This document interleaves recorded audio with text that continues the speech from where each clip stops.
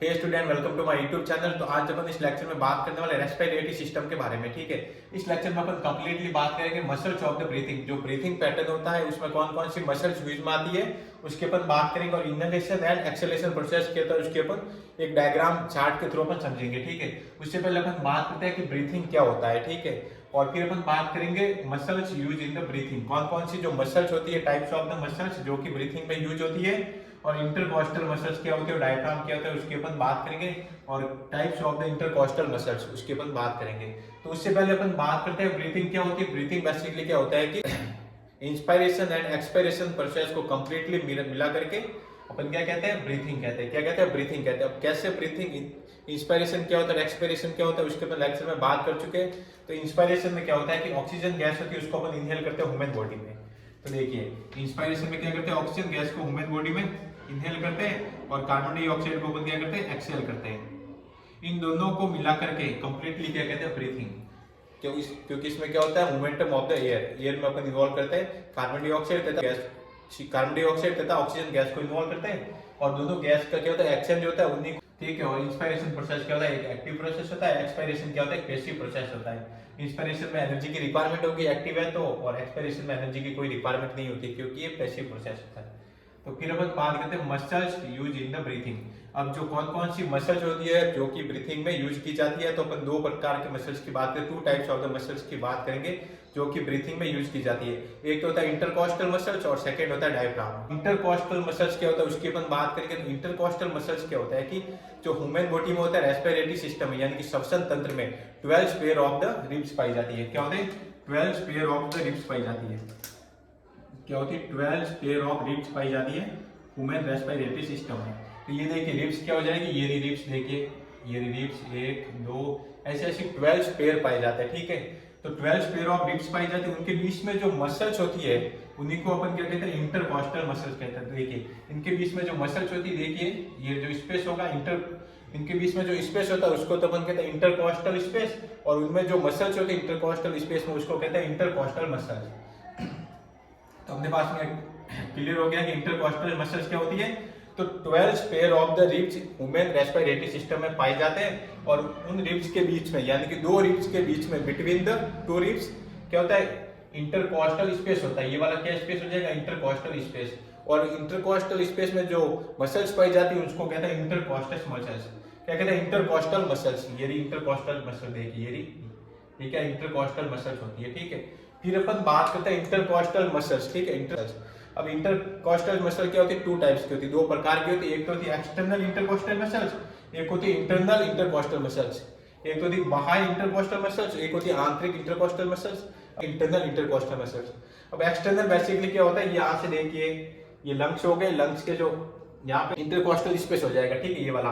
अब बाहर की तरफ यानी कि जो बाहर की तरफ जो मसल्स होगी यहाँ से सुपरफिशियल आउटर, ये आउटर और सुपरफिशियल जो मसल्स होती है उनको तो कहते हैं एक्सटर्नल इंटरकॉस्टल मसल्स। ये देखिए पॉइंट हो गया, आउटर एंड सुपरफिशियल मसल्स होगी। कौन सी, एक्सटर्नल इंटरकॉस्टल मसल जो है क्या होगी, यहाँ पे जो इंटरकॉस्टल स्पेस होता है बाहर की तरफ जो मसल्स होती है उसको कहते हैं एक्सटर्नल इंटरकॉस्टल मसल्स। जो अंदर की तरफ होती है, यहाँ से देखिए ये अंदर ये इंटरकॉस्टल स्पेस हो गया, इनके बाहर की तरफ तो एक्सटर्नल हो गया, अंदर की तरफ क्या हो जाएगी, इंटरनल इंटरकॉस्टल मसल्स। ये देखिए क्या हो जाएगी, इंटरनल इंटरकॉस्टल मसल्स। अब यहाँ पे एक पॉइंट आ जाता है कि जो एक्सटर्नल इंटरकॉस्टल मसल्स है और इंटरनल इंटरकॉस्टल मसल में रिलेशन क्या होता है, बेसिकली अपन बात करेंगे। जो इंटरनल जो इंटरकॉस्टल मसल्स होती है वो क्या करती है, एक्सटर्नल इंटरकॉस्टल मसल्स को क्या करेगी, क्रॉस करेगी एक एंगल पर। यानी कि देखिए ये हो जाएगी एक्सटर्नल इंटरकॉस्टल मसल्स, और ये हो जाएगी इंटरनल इंटरकॉस्टल मसल्स। अब इंटरनल इंटरकॉस्टल मसल्स क्या करती है, एक एंगल पर, एक कोण पर क्या करती है, एक्सटर्नल इंटरकॉस्टल मसल्स को क्रॉस करेगी। ये देखिए क्रॉस करेगी एंगल पर। ठीक है, तो ये वाला पॉइंट हो जाएगा कि एक्सटर्नल इंटरनल इंटरकॉस्टल मसल्स क्या करती है, क्रॉस करती है एक्सटर्नल इंटरकॉस्टल मसल्स को। तो देखिए पॉइंट हो जाएगा कि internal intercostal muscles external intercostal muscles को एक एंगल पर, एक कोण पर क्रॉस करती है। ठीक है ना, तो ये हो जाएगा इंटरनल इंटरकॉस्टल। ये देखिए क्रॉस करिए एक एंगल पर, ये हो जाएगी अपने पास इंटरनल इंटरकॉस्टल मसल्स। के बारे में डायफ्राम क्या होता है उसकी अपन बात करेंगे। तो डायफ्राम क्या होता है, एक डम शेप मस्कुलर स्ट्रक्चर होती है। तो ये रहा डायफ्राम, देखिए ये रहा डायफ्राम, ये क्या होता है, एक डम शेप। क्या होता है, डम शेप मस्कुलर स्ट्रक्चर होती है, और क्या करता है, ये थोरेसिक कैविटी तथा एब्डोमिनल कैविटी को सेपरेट करता है। अब थोरेसिक कैविटी और एब्डोमिनल कैविटी क्या होती है, अपन बात करते हैं थोरेसिक कैविटी जो कि लंग्स वाला जो पार्ट होता है अपर पार्ट, उसको तो कहते हैं थोरेसिक कैविटी, और जो डायफ्राम जो नीचे वाला पार्ट होता है बिलो में रीजन हो जाता है, स्टमक वाला रीजन होता है, उसको कहते हैं एब्डोमिनल कैविटी, और उसके डायफ्राम से जस्ट ऊपर वाला पार्ट होता है जो कि रेस्पिरेटरी सिस्टम से रिलेटेड होता है, उसको अपन कहते हैं थोरेसिक कैविटी। तो डायफ्राम क्या करता है, दोनों कैविटी को सेपरेट करता है।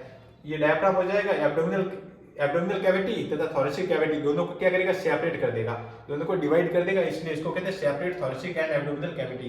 कौन करता है, डायफ्राम करता है, ठीक है। अब इनहेलेशन में क्या होता है कि डायफ्राम कॉन्ट्रैक्शन हो जाता है, जिसके कारण डायफ्राम नीचे की तरफ आ जाता है, क्या हो जाएगा, फ्लैट हो जाएगा, ठीक है। और एक्सेलेशन में क्या हो जाएगा, इनहेलेशन यानी कि इनहेल ऑक्सीजन, और एक्सेलेशन यानी कि CO2 को एक्सेल करते हैं। एक्सेलेशन में क्या हो जाएगा, जो डायफ्राम होता है डम शेप में वापस चेंज हो जाएगा, ठीक है, नॉर्मल शेप में वापस चेंज हो जाएगा। नॉर्मल शेप क्या होता है, डायफ्राम का डम शेप होता है, ठीक है। इसके बाद अपन बात करते हैं इनहेलेशन एंड एक्सेलेशन प्रोसेस में चेंजेस क्या आते हैं, डायफ्राम में क्या चेंजेस आएगा, इंटरकोस्टल मसल्स में क्या चेंजेस आएगा, और जो प्रेशर्स होता है उसमें क्या चेंजेस आता है, उसके अपन एक डायग्राम, एक चार्ट के थ्रू अपन समझते हैं, ठीक है ना।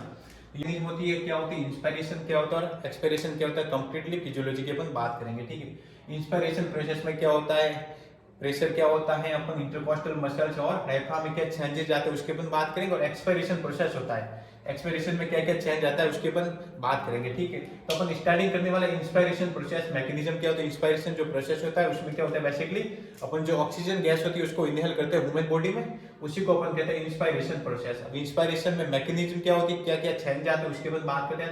तो इंस्पिरेशन प्रोसेस में क्या होता है कि डायफ्राम तथा एक्सटर्नल इंटरकोस्टल मसल्स में क्या होता है, कॉन्ट्रैक्ट होने लगती है।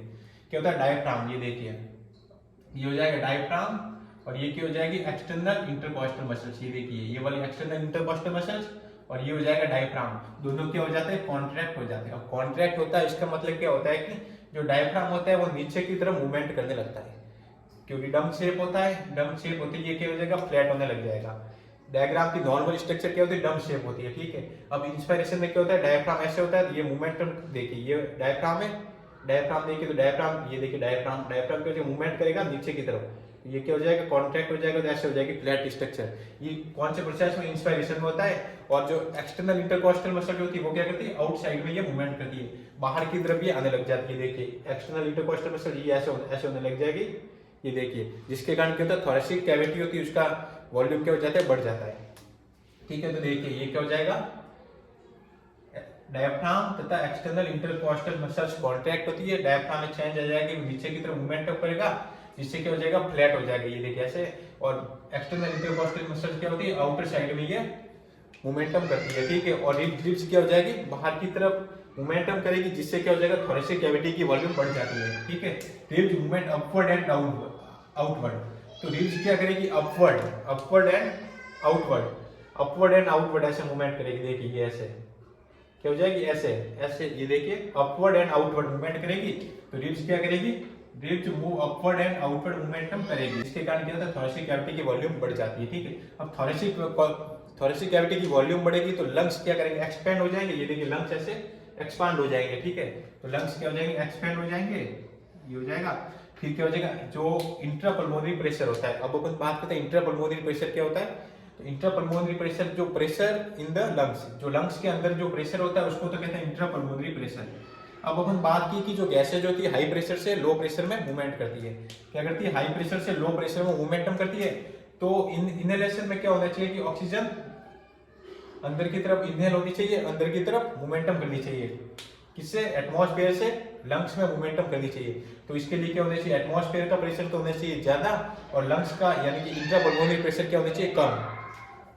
तो इसके लिए क्या हो जाएगा, इंट्रापल्मोनरी प्रेशर तो कम होता है, और आउटसाइड प्रेशर यानी कि एटमॉस्फेरिक प्रेशर क्या होता है, ज्यादा होता है, और जिसके कारण क्या हो जाएगी, ऑक्सीजन गैस होती है लंग्स के अंदर एंटर कर जाएगी, ये कंप्लीट हो जाता है अपने पास इंस्पिरेशन प्रोसेस।